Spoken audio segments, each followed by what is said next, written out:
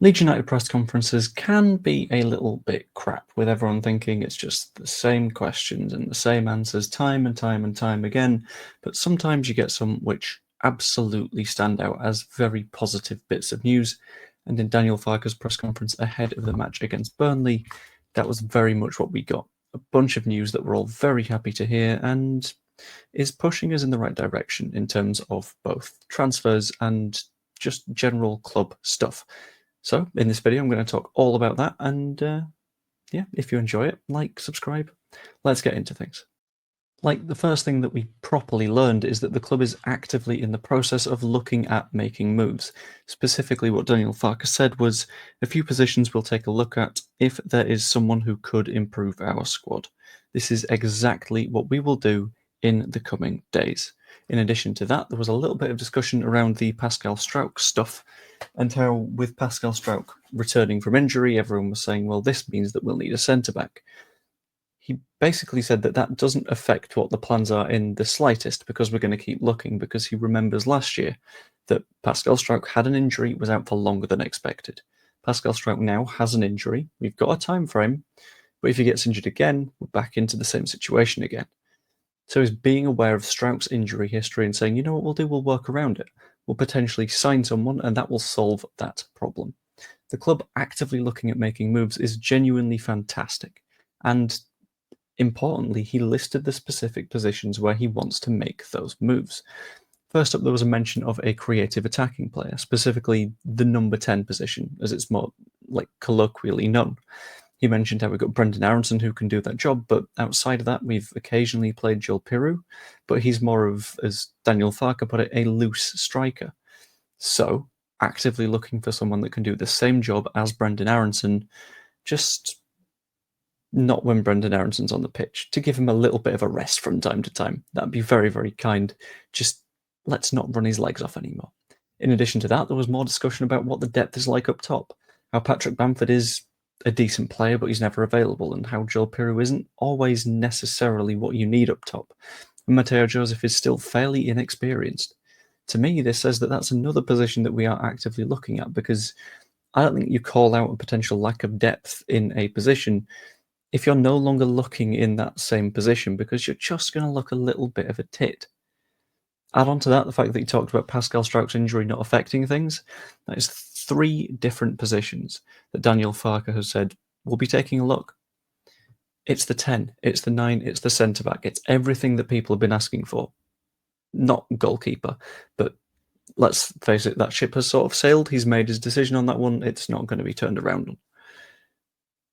And the best bit for me is a mention of the sort of level of players we're after. He was very, very specific in saying that we'll look at players if they're affordable, the right kind of person, so they'll fit in with the character and mentality of the squad, and they'd improve on the quality that we have in the side. Now, this just sheer refusal to settle for low quality is, in my opinion, the best thing of this press conference, because the number of times you could quite easily say, yeah, we'll get someone in and make sure that we've got a lot more depth in that position. You can do that, but that doesn't make it a good idea. You can do that, but you could find yourself signing an Ashley Barnes who isn't going to play a minute of football and will eat 20, 30 grand a week of wages. You could do that, and then find out that you signed Jean-Kevin Augustin for £24 million plus a 4-year contract, which adds up to a further 16 million. Football is expensive as a sport. Recruitment is expensive in the world of football. And the fact that we are looking at players that fit within our budget, very important. Don't break PSR, because in the event that we don't go up, breaking PSR will kill us next season. In addition to that, the quality, make sure that we actually have players that can be available and push us forwards. That's the most important part for me. Why make transfers when you're not going to play the players that you get in? Admittedly, you can say, yeah, that's the case for Isaac Schmidt. But that's a lesson that we've learned. We signed Schmidt and he's not found his way in past Firpo, past Byram, because Firpo and Byram have been on top form. There are a lot of players that wouldn't get past those guys. So you need someone that is a clear improvement, because otherwise you're potentially hurting the morale of the squad. And that's outside the character thing. That's purely from a point of view of, you signed me, why am I not getting minutes? And sure, like if you've signed someone on loan, you can say, well, we're focusing on our own actual owned players as a priority. That doesn't mean they're going to be happy with it. Like, players aren't always going to accept the rational explanation. And for me, we've learned a lot of lessons for the rest of the window. First up, he specifically said that in the coming days we'll be working on these things. Obviously, we're not going to be working on them in the past. That's nonsense. But we've got 10 days left of the window. 10 days left of the window. And we're going to get a lot of movement, a lot of action. We're going to be looking at rumours flying up the chuff, and I'm going to report as many of them as I think are potentially reasonable, but they won't all come true, because a bunch of agents at the same time will be saying, our players in the shop window, you could maybe give them a go. To which Leeds will probably say no, but their agents will say there's been conversations, because technically it's true, but also in reality, there was never going to be a move there. In addition to that, a lot of the stuff that happens will be quiet. And that's okay. It doesn't need to be loud as long as it gets the job done. And the last little lesson that I've personally learned is that if we don't make any more moves in this window, it's okay. Like we've been saying throughout the entire season, we've got a good enough squad to get promoted. In theory, therefore, you shouldn't need to add to said squad, and that's where I'm sitting on it.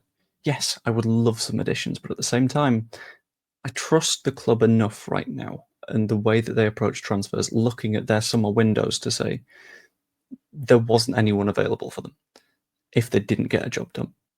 People will point and look at Buendia as an example and say, well, why didn't we sign him? It could be a wage thing. It could be a personality thing. It could be he doesn't want to work with Farke again. It could be he doesn't want to drop down to the Championship. We are not behind the scenes. We're at the point at the moment where our side is at the top of the table with a very good set of signings over the last 2 years as the core of that team.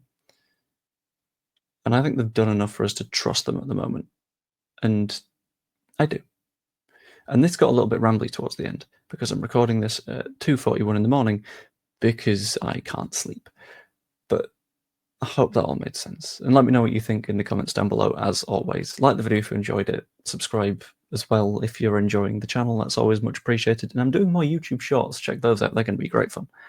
And yeah, you could even be a channel member. 99p a month. And yeah, it's as cheap as I can make it. And you get a bunch of stuff early. And it's just a nice bit of support in it. Anyway, hope you enjoyed.